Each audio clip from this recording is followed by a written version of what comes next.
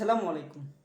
লিজন কুমার দাস আগে ফর্মে ছিলেন না, তাকে নিয়ে আলোচনা হতো সে এশিয়া কাপে কেমন খেলবে, কেমন করে দলকে এগিয়ে নিয়ে যাবে। কারণ ক্যাপ্টেন যদি ভালো না করে তাহলে কিন্তু সে ক্যাপ্টেনের ব্যর্থতা কিন্তু দলের উপর ভার করে। অবশ্যই সেখান থেকে বের হওয়ার চেষ্টা করেছে লিজন কুমার দাস। পরবর্তী সময়ে কিন্তু আমরা দেখেছি পাকিস্তানের বিপক্ষে দুর্দান্ত ইনিংস খেলেছিলেন, ম্যাচ উইনার ছিলেন। এর আগে কিন্তু শ্রীলঙ্কার বিপক্ষে একটা ৭৩ রানের জমজমাট একটা ইনিংস খেলেছিলেন। এরপর নেদারল্যান্ডসের বিপক্ষে শেষ ৩ ম্যাচের ২টিতে 50 লিজন কুমার দাসের। সেক্ষেত্রে কিন্তু লিজন কুমার দাস ধরতে গেলে দুর্দান্ত ফর্মে আছেন। হয়তো এই ধারাবাহিকতা এশিয়া কাপে ধরে রাখবে এবং দলের জন্য সেরাটা দেওয়ার চেষ্টা করবে।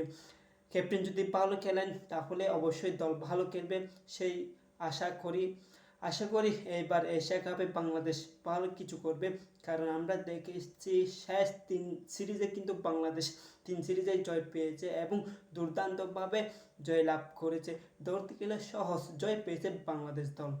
আমরা পাকিস্তানের বিপক্ষে কিন্তু হোম মাঠে কিন্তু তাদেরকে সিরিজ হারিয়েছে। এর আগে তো শ্রীলঙ্কাকে আমরা সিরিজ হারাতে পেরেছি। শেষের দিকে নেদারল্যান্ডসের বিপক্ষে যদিও ওরা দুর্বল দল বাংলাদেশ থেকে, তবে সেক্ষেত্রে আমরা দুর্দান্তভাবে জয়লাভ করেছি। হয়তো এই ধারাবাহিকতা এশিয়া কাপ ধরে রাখবে বাংলাদেশ দল।